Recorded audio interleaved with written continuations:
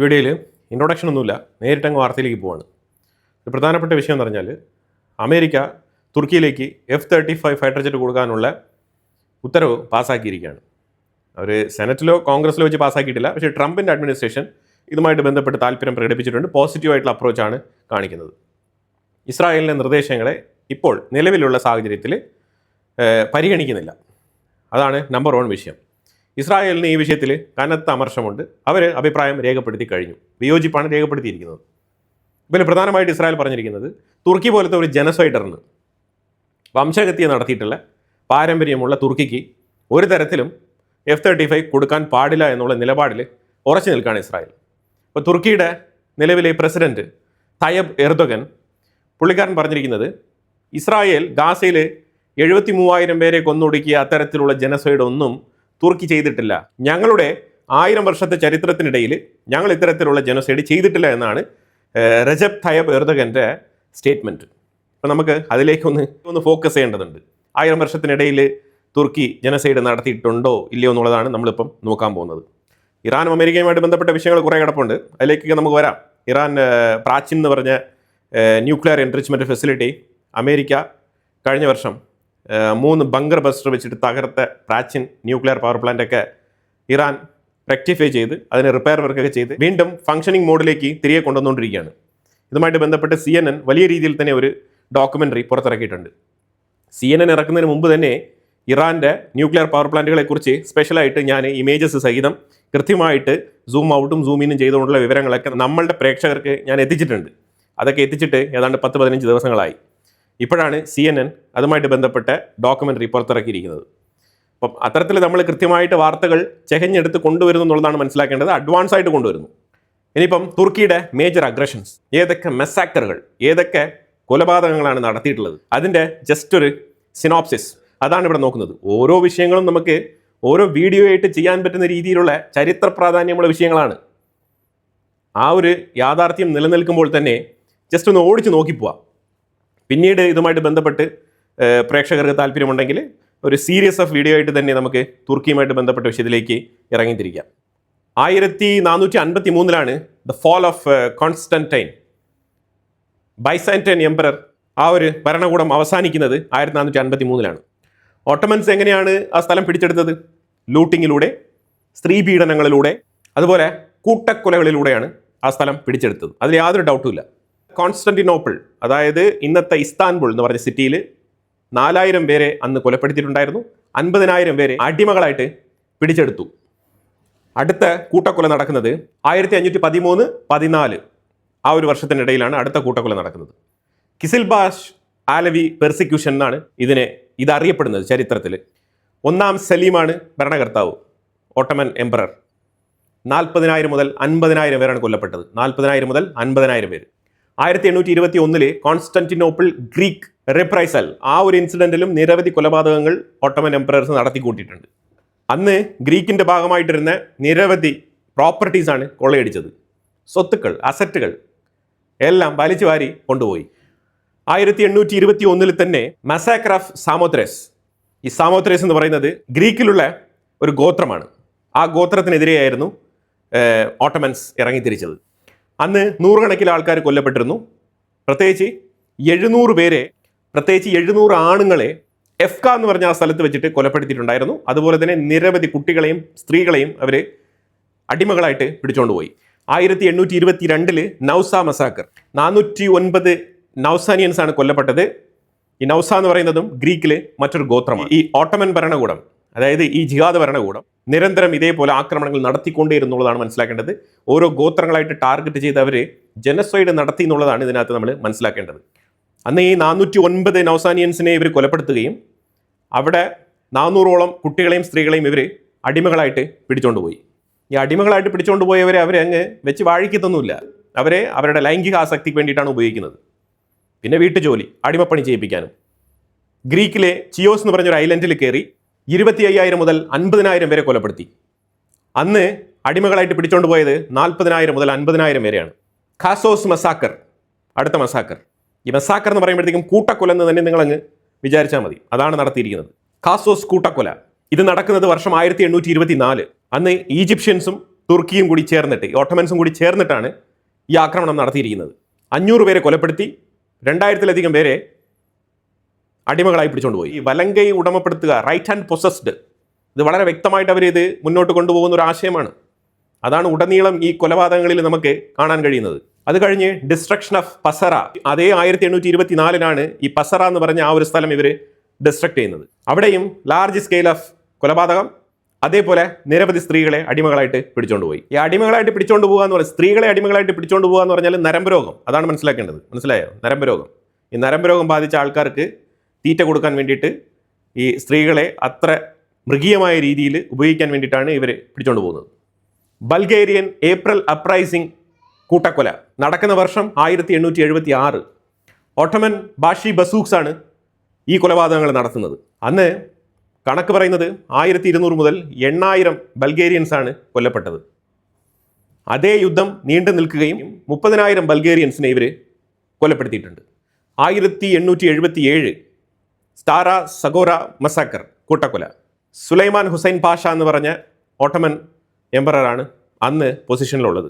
ഈ സ്റ്റാറ സഗോറ എന്ന് പറഞ്ഞ സ്ഥലം മൊത്തത്തിൽ കത്തിച്ചു കളയുകയും 14,000 ബൾഗേറിയൻസിനെ കൊലപ്പെടുത്തുകയും ചെയ്ത ചരിത്രമാണ് നിലനിൽക്കുന്നത്.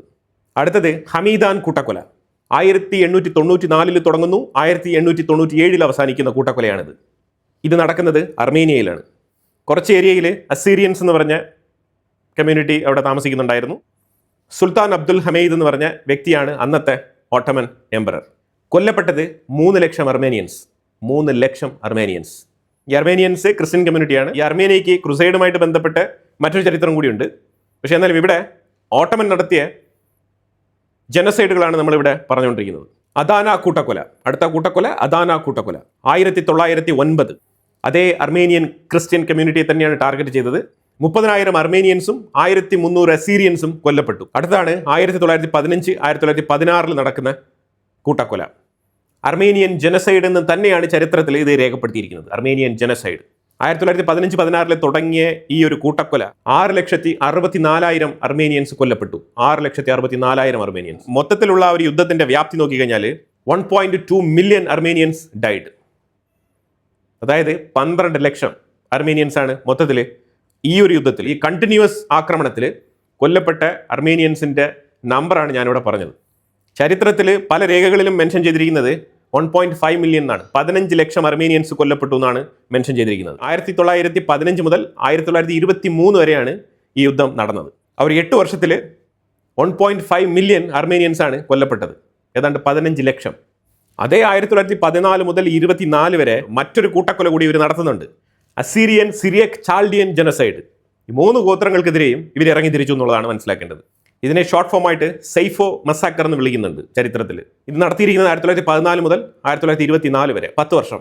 ക്രിസ്ത്യൻ കമ്മ്യൂണിറ്റിയാണ് ഇവർ ടാർഗറ്റ് ചെയ്തത്. 2,75,000 പേരെ ഇവർ ഈ 3 വിഭാഗത്തിലും പെട്ട ആൾക്കാരെ കൊലപ്പെടുത്തിയിട്ടുണ്ടായിരുന്നു, കൊന്നൊടുക്കിയിട്ടുണ്ടായിരുന്നു. അടുത്തത് വീണ്ടും ഗ്രീക്കിൽ പോണ്ടിക് ഗ്രീക്ക് ജനസൈഡ്. ഇതൊരു 9 വർഷം നീണ്ടുനിന്ന ഒരു ജനസൈഡാണ്. 1914 മുതൽ 1923 വരെയാണ് ഇവർ ഈ നീണ്ട കൊലപാതകം നടത്തിക്കൂട്ടിയത്. അനോട്ടോളിയൻ ഗ്രീക്ക് വിഭാഗത്തിൽപ്പെട്ട 7,50,000 പേരാണ് ഇതിൽ കൊല്ലപ്പെട്ടത്. അതേപോലെ എക്സാക്ട്ലി ഈ പോണ്ടിക് ഗ്രീക്ക് വിഭാഗത്തിൽപ്പെട്ട 3,60,000 പേരെ വേറെയും കൊലപ്പെടുത്തിയിട്ടുണ്ട്. അതായത് ഈ 10 വർഷത്തിനിടയിൽ 11 ലക്ഷം ആൾക്കാരെ ഇവർ നിസാരത്തിൽ കൊന്നൊടുക്കി എന്നുള്ളതാണ്. അത് മാത്രമല്ല, ഗ്രേറ്റ് ഫെം ലെബനാൻ എന്ന് പറഞ്ഞിട്ട് ലെബനാൻ്റെ ഉള്ളിലും ഇവർ ഇറങ്ങി തിരിച്ചിട്ടുണ്ടായിരുന്നു. അന്ന് 1915 മുതൽ 1918 വരെയാണ് ആ ഒരു 3 വർഷം ലെബനാൻ്റെ ഉള്ളിൽ. കാരണം അവിടെയും ക്രിസ്ത്യൻസ് ഒക്കെ ഉണ്ടായിരുന്നേ. മറ്റുള്ള മതക്കാരെ കണ്ടു കഴിഞ്ഞാൽ ഇവർ അപ്പോഴേ തീർക്കുക എന്നുള്ളതാണ്. അതാണ് പ്രധാനപ്പെട്ട ഉദ്ദേശം. മറ്റുള്ള മതക്കാരെ ഇല്ലാതാക്കിക്കൊണ്ട് ഈ മതം കൂടുതൽ പ്രചരിപ്പിക്കുക, അല്ലാന്നുണ്ടെങ്കിൽ ഈ മതത്തിലേക്ക് ആൾക്കാരെ കൂട്ടിച്ചേർക്കുക. അങ്ങനെ, അതായത് മതം പ്രചരിപ്പിക്കാനുള്ള മറ്റു മാർഗ്ഗങ്ങളാണ് ഇതൊക്കെ. ഈ ഒരു കാലയളവിൽ 2 ലക്ഷം പേരാണ് ലെബനാൻ്റെ ഉള്ളിൽ കൊല്ലപ്പെട്ടത്. വീണ്ടും അർമേനിയയ്ക്കുള്ളിൽ മറാഷ് മസാക്കർ എന്ന് പറഞ്ഞിട്ട് ഒരു കൂട്ടക്കൊല അവർ നടത്തുന്നുണ്ട്. 12,000 പേരെ ടാർഗറ്റ് ചെയ്ത് കൊലപ്പെടുത്തിയിട്ടുണ്ട്. 12,000 പേരെ. ഇത് നടക്കുന്ന വർഷം 1920. കോഗ്രി റിപ്രഷൻ എന്ന് പറഞ്ഞിട്ട് കുർദിഷ് മേഖലയെ ടാർഗറ്റ് ചെയ്ത് ഇവർ അറ്റാക്ക് നടത്തിയിട്ടുണ്ടായിരുന്നു. 1920 മുതൽ 21 ആ ഒരു കാലഘട്ടത്താണ് ഈ കൂട്ടക്കൊല ഇവർ നടത്തിയത്. കുർദിഷ് ആലവി ഗ്രൂപ്പിനെ ടാർഗറ്റ് ചെയ്താണ് ഇവർ അറ്റാക്ക് നടത്തിയത്. 1922 ബേണിംഗ് ഓഫ് സ്മിർന എന്ന് പറഞ്ഞിട്ട് ഒരു ഏരിയയിൽ ഇവർ അടുത്ത കൊലപാതകത്തിന് വേണ്ടിയിട്ട് ഇറങ്ങി തിരിച്ചിട്ടുണ്ടായിരുന്നു. അത് ഒരു പോർഷൻ ഗ്രീക്കിലും മറ്റൊരു പോർഷൻ അർമേനിയയിലുമായിരുന്നു. അർമേനിയയിൽ ഇസ്മിർ എന്ന് പറഞ്ഞ സ്ഥലം ടാർഗറ്റ് ചെയ്താണ് ഇവർ ഇറങ്ങിയത്. 2 സ്ഥലത്തേക്കും ഒരേ സമയത്താണ് ഇവർ ട്രൂപ്പിനെ അയച്ചു വെച്ചത്. 1,25,000 പേരെ ഇവർ ഗ്രീക്കിൽ കത്തിച്ചു കളഞ്ഞു. 1922 ഈ ഒരു ആക്രമണത്തിൽ മാത്രം 4 ലക്ഷം റെഫ്യൂജികൾ ക്രിയേറ്റ് ആയി എന്നുള്ളതാണ് മനസ്സിലാക്കേണ്ടത്. അടുത്തതാണ് സിലൻ വാലി മസാക്കർ. 15,000 കുർദുകളെയാണ് ഇവർ കൊലപ്പെടുത്തിയത് ഈ ഒരു കൂട്ടക്കൊലയിൽ. അത് കഴിഞ്ഞൊരു 11,600 പേരെ വീണ്ടും ഇതേപോലെ 1938 ഇതേ കുർദുകൾക്ക് നേരെ തന്നെ വീണ്ടും ഇവർ ഇതുപോലത്തെ കൊലപാതകങ്ങളുമായിട്ട് ഇറങ്ങിയിട്ടുണ്ടായിരുന്നു. അതിനെ ദർസിം മസാക്കർ എന്നാണ് വിളിക്കുന്നത്. ഇത്തരത്തിൽ ചരിത്രത്തിൽ ഉടനീളം ജനസൈഡ് നടത്തിക്കൂട്ടിയ ചരിത്രമാണ് തുർക്കിക്കുള്ളത്. ഇതിലെ ഓരോ കൂട്ടക്കൊലകളും നമുക്ക് വിശദമായിട്ട് വിശകലനം ചെയ്ത് പഠിച്ച് മനസ്സിലാക്കേണ്ട വിഷയങ്ങൾ തന്നെയാണ്. പക്ഷേ ഞാൻ ഇന്നത്തെ ഒരു സാഹചര്യത്തിൽ തുർക്കിയുടെ പ്രസിഡന്റ് റജബ് തയ്യബ് എർദോഗൻ ചരിത്രത്തിനെ അങ്ങ് വിഴുങ്ങിക്കൊണ്ട് കഴിഞ്ഞ 1000 വർഷത്തെ തുർക്കിയുടെ ആ ഓട്ടോമൻ എംപററിൻ്റെ കുപ്രസിദ്ധമായ ഭരണത്തിൻ്റെ ഇടയിൽ ഞങ്ങൾ ഒരു ജനസൈഡ് നടത്തിയിട്ടില്ല എന്ന് ഇസ്രായേലിന് ഒരു മറുപടി കൊടുത്തല്ലോ. അപ്പോൾ അതിനു വേണ്ടിയിട്ട് ചരിത്രത്തിനെ ഒന്ന് ഓർമ്മിപ്പിക്കാൻ ശ്രമിച്ചതാണ്, അല്ലാതെ വേറൊന്നും കൊണ്ടല്ല. തുർക്കിക്ക് അത് പറയാനുള്ള ഒരു അവകാശമില്ല. ഇന്ത്യ എന്തുകൊണ്ടാണ് ഗ്രീസിനോടൊപ്പം നിൽക്കുന്നത്? ഇന്ത്യ ഗ്രീസിനോടൊപ്പം നിൽക്കുന്നത് ന്യായത്തിൻ്റെ പക്ഷത്താണ്. തുർക്കി എന്ത് തരത്തിലുള്ള രാജ്യമാണ് എന്നുള്ളത് വളരെ വ്യക്തമായിട്ട് മനസ്സിലാക്കാൻ വേണ്ടി തന്നെയാണ് ഞാൻ ഈ വിഷയം എടുത്ത് പറഞ്ഞിരിക്കുന്നത്. ഇനി ഇതുമായിട്ട് ബന്ധപ്പെട്ട് ഖിലാഫത്ത് പ്രസ്ഥാനം വളരെ മനോഹരമായിട്ടുള്ള സംവിധാനങ്ങളും അത്ര കൾച്ചറലി റിച്ച് ആയിട്ടുള്ള പൊതുജനങ്ങൾക്ക് നന്മയുണ്ടാകുന്ന കാര്യങ്ങളും ചെയ്തിരുന്നു എന്ന് പറഞ്ഞിട്ട് വാചാലരാകുന്ന ആൾക്കാർ കുറേ ഉണ്ടാവും. അവരൊക്കെ ഈ ചരിത്രം ഒന്ന് പേജ് മറിച്ച് നോക്കുന്നത് വളരെ നന്നായിരിക്കും. യെസ്, ഖിലാഫത്ത് പ്രസ്ഥാനം വളരെ മനോഹരം തന്നെയാണ്. പക്ഷേ അതിന് നിങ്ങൾ ആ മതത്തിലുണ്ടായിരിക്കണം, ആ റിലീജിയൻ ഫോളോ ചെയ്യുന്ന വ്യക്തിയായിരിക്കണം. എന്നാൽ നിങ്ങൾക്ക് സുഖസുന്ദരം തന്നെയാണ്, അതിൽ യാതൊരു മാറ്റമില്ല. പക്ഷേ ജനറലൈസ് ചെയ്തുകൊണ്ട് വരരുത്. അങ്ങനെ വരുമ്പോൾ അത് ബുദ്ധിമുട്ടാവും. മറ്റുള്ളവർക്ക് അത്ര ഫ്രൂട്ട്ഫുൾ ആയിട്ടുള്ള ഒരു ഭരണകൂടം ആയിരുന്നില്ല, അതാണ് യാഥാർത്ഥ്യം. അതെങ്ങനെയാണ് ഒരേ ഒരു വിഭാഗത്തിൽപ്പെട്ട ആൾക്കാർക്ക് മാത്രം ഈ ലോകത്ത് താമസിക്കാൻ പറ്റുക എന്ന് പറയുന്നത് എവിടുത്തെ ന്യായമാണ്? അതിനെയാണ് മറ്റുള്ളവർ ചോദ്യം ചെയ്യുന്നത്. അത് ചോദ്യം ചെയ്ത് കഴിഞ്ഞാൽ ഇതേപോലത്തെ കൊലപാതകങ്ങൾ, കൂട്ടക്കൊലപാതകങ്ങൾ വന്ന് നടത്തിയിട്ട് അത് മസാക്കറല്ല, അത് ഞങ്ങളുടെ കടമയാണ്, കർത്തവ്യമാണെന്ന് പറഞ്ഞിട്ട് ഇന്ന് മൈക്കിന് മുമ്പിൽ നിന്ന് അതിനെ വെളുപ്പിക്കും. അതാണ് റജബ് തയ്യബ് എർദോഗൻ ചെയ്തുകൊണ്ടിരിക്കുന്നത്. പക്കാ തീവ്രവാദി, അതിൽ യാതൊരു മാറ്റമില്ല. നമ്പർ 1 തീവ്രവാദിയാണ്. ആ തീവ്രവാദിക്കാണ് അമേരിക്ക ഇന്ന് ഒത്താശ ചെയ്തുകൊണ്ട് F-35 കൊടുക്കാൻ പോവാണെന്ന് പറഞ്ഞുകൊണ്ടിരിക്കുന്നത്. അതിനെ എന്തായാലും ഇസ്രായേൽ എതിർക്കും, അതിൽ യാതൊരു മാറ്റമില്ല. അതുപോലെ മുജിദ്ദാബ ഖമനേയി കോം എന്ന് പറഞ്ഞ നഗരത്തിൽ ഹെസറാത്ത് എന്ന് പറഞ്ഞ ആ മോസ്കിൽ ഇന്ന് ശനിയാഴ്ച വൈകുന്നേരം പ്രത്യക്ഷപ്പെടുമെന്ന് പറഞ്ഞിട്ടുണ്ടായിരുന്നു. പക്ഷേ പക്കാ നുണയാണ്, വന്നിട്ടില്ല, പ്രത്യക്ഷപ്പെട്ടിട്ടില്ല. ആ കൺട്രോളൻസ് പ്രെയർ, ആയത്തുൽ അലി ഖമനേയിക്ക് വേണ്ടിയിട്ടുള്ള കൺട്രോളൻസ് പ്രെയർ തന്നെ മാറ്റി വെച്ചിരിക്കുകയാണ്. ഇന്ന് അതേ മാധ്യമം തന്നെ റിപ്പോർട്ട് ചെയ്തിരിക്കുന്നത് സാങ്കേതിക കാരണങ്ങളാൽ വരാൻ പറ്റിയിട്ടില്ല. അത് അയാൾ ജീവിച്ചിരിപ്പുണ്ടോ ഇല്ലയോ എന്നുള്ളത് നിങ്ങൾ തുറന്നു പറയുക. അതാണ് ശരിക്കും ഒരു രാജ്യം ചെയ്യേണ്ടത്. രാജ്യമായാൽ അത് ചെയ്യും, പക്ഷേ ഇറാൻ അത് ചെയ്യില്ല. IRGC ഭരണകൂടം അത് ചെയ്യുമെന്ന് പ്രതീക്ഷിക്കുകയും വേണ്ട. പക്ഷേ ഇപ്പോൾ ഇവിടെ യാഥാർത്ഥ്യമാകുന്നത് മറ്റൊരു വേർഷൻ ഉണ്ടായിരുന്നല്ലോ. അതായത് മുജ്തബ ഖമനേയി ജീവിച്ചിരിക്കുന്നില്ല. 1000%, 100% അല്ല, 1000% അത് ഉറപ്പാണെന്ന് പറഞ്ഞുകൊണ്ട് പല മാധ്യമങ്ങളും വാർത്ത പബ്ലിഷ് ചെയ്തിട്ടുണ്ടായിരുന്നു. അപ്പം അതിൻ്റെ ലിങ്കും കാര്യങ്ങളൊക്കെ ഞാൻ ഇതിന് മുമ്പുള്ള വീഡിയോയിൽ തന്നെ അറ്റാച്ച് ചെയ്തിട്ടുണ്ട്. വായിച്ചിട്ടുള്ളവർക്ക് മനസ്സിലാക്കാൻ പറ്റും. അപ്പോൾ അവിടെ വളരെ വ്യക്തമായിട്ട് നമുക്ക് മനസ്സിലാക്കാൻ പറ്റുന്നത് അയാൾ ജീവിച്ചിരിപ്പുണ്ടോ ഇല്ലയോ എന്നുള്ളൊരു ഡൗട്ട് എനിക്ക് മാത്രമല്ല ആഗോളതലത്തിൽ തന്നെ വലിയ രീതിയിൽ ചർച്ചയാവുന്നുണ്ട്. ഇറാൻ ഇതിനൊരു ഉത്തരം വൈകാതെ തന്നെ കൊടുക്കേണ്ട ഒരു സാഹചര്യത്തിലേക്ക്, നിർബന്ധിത സാഹചര്യത്തിലേക്ക് മാറിയിരിക്കുകയാണ്. ഗാസയ്ക്കുള്ളിൽ സ്ട്രിപ്പിൽ കടലോരത്ത് ചേർന്ന് ഒരു റോഡ് പോകുന്നുണ്ട്. സെൻട്രൽ ഗാസ ഏരിയ, നുസൈറാത്ത് ഏരിയയിലേക്ക് സെൻട്രൽ ഗാസയിൽ നിന്നും പോകുന്ന ആ റൂട്ടിൽ കടൽ തീരത്ത് കൂടി കിടക്കുന്ന റോഡാണിത്. ഒരു വൈറ്റ് ഹുണ്ടായി ടക്സൺ കാറിൻ്റെ മേളിൽ 4 മിസൈലുകൾ തൊടുത്ത് വിട്ട് ആ കാറിനെ അറ്റാക്ക് ചെയ്ത് കളഞ്ഞിട്ടുണ്ട്. അതിൻ്റെ ഉള്ളിലുണ്ടായിരുന്ന ഒരു ഹമാസ് ഭീകരൻ ഹസൻ മുസ്തഫ അൽ റസിയ എന്ന് പറഞ്ഞ വ്യക്തി ആ കാറിൻ്റെ ഉള്ളിൽ ഉണ്ടായിരുന്നു. അയാളെ ടാർഗറ്റ് ചെയ്താണ് ഞങ്ങൾ 4 മിസൈലുകൾ തൊടുത്ത് ആക്രമണം നടത്തി ആക്രമിച്ചത് എന്നാണ് ഇസ്രായേൽ പറഞ്ഞിരിക്കുന്നത്. ഈ വ്യക്തി എലിമിനേറ്റഡ് എന്നാണ് പറഞ്ഞിരിക്കുന്നത്. അതുപോലെ IDF സദൻ ലെബനാൻ ഭാഗത്ത് ആക്രമണങ്ങൾ തുടരുന്നുണ്ട്. പ്രത്യേകിച്ച് അലി അൽ താഹിർ റിഡ്ജ് ഏരിയയിൽ അണ്ടർഗ്രൗണ്ട് കണ്ടെത്തിയതിനെ തുടർന്ന് അവിടേക്ക് ഒരു അറ്റാക്ക് നടത്തി. അതിൽ നിരവധി ഹിസ്ബുള്ള ഭീകരർ കൊല്ലപ്പെട്ടതായിട്ട് IDF പറയുന്നുണ്ട്.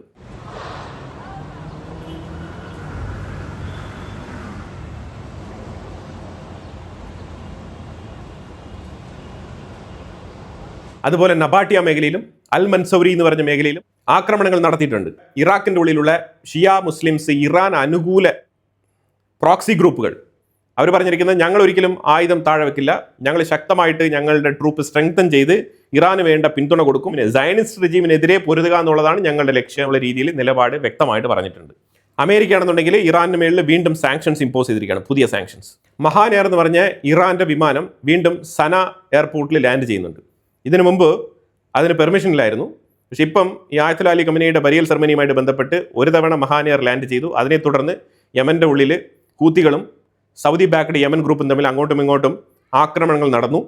അത് കഴിഞ്ഞിട്ട് മഹാൻ എയർ ഇപ്പം കണ്ടിന്യൂസ് ആയിട്ട് യമനിൽ ലാൻഡ് ചെയ്തുകൊണ്ടിരിക്കുകയാണ്. ഇത് ഒരു പെർമനന്റ് ട്രാൻസ്പോർട്ടേഷനായിട്ട് മാറ്റാനാണ് ഹൂത്തികൾ ഉദ്ദേശിക്കുന്നത്.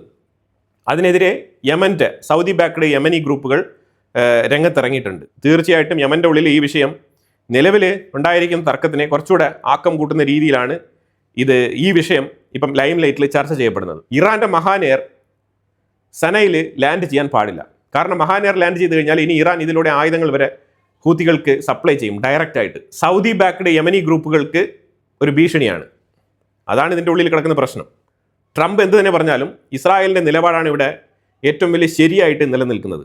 കാരണം അവരുടെ എക്സിസ്റ്റൻസ്, അവരുടെ നിലനിൽപ്പ്, ഈ മിഡിൽ ഈസ്റ്റ് മേഖലയിലുള്ള ഒരേ ഒരു ജൂയിഷ് രാജ്യം എന്നുള്ള നിലയിൽ അവർക്ക് അവരുടെ എക്സിസ്റ്റൻസ് നിലനിർത്തുക, അവരുടെ സർവൈവലിന് വേണ്ടിയിട്ടുള്ള പോരാട്ടമാണ് അവർ തുടരുന്നത്. അതാണ് മൊത്തത്തിൽ മനസ്സിലാക്കാൻ പറ്റുന്നത്. അവർ ഭയക്കുന്നതും ഇറാൻ ഒരു സുപ്രഭാതത്തിൽ ഒരു ന്യൂക്ലിയർ വാർഹെഡ് വെച്ചിട്ട് ഒരു ബാലിസ്റ്റിക് മിസൈൽ വിട്ടു കഴിഞ്ഞാൽ ഇസ്രായേൽ എന്ന് പറഞ്ഞാൽ ഒരു ചെറിയ രാജ്യത്തിൻ്റെ കപ്പാസിറ്റിക്ക് ഉൾക്കൊള്ളാനാവാത്ത രീതിയിലുള്ള ആക്രമണമായിട്ട് അത് മാറിത്തീരും. അതുകൊണ്ടാണ് അവരതിനെ ശക്തമായ രീതിയിൽ ഡിഫെൻഡ് ചെയ്യുന്നത്. എനിവേ, ഇറാനും അമേരിക്കയും തമ്മിലുള്ള ഈ ഒരു വിഷയം ഇപ്പം തീരുമെന്ന് തോന്നുന്നില്ല. കാരണം ഇറാൻ്റെ നിലപാട് ടോട്ടലി ചേഞ്ച് ആയിരിക്കുകയാണ്. അതായത് ഈ സ്വിറ്റ്സർലാൻഡിലെ MOU ഒപ്പിടുന്നതിന് മുമ്പുള്ള ഇറാൻ അല്ല ഇപ്പോഴത്തെ ഇറാൻ. Totally changed.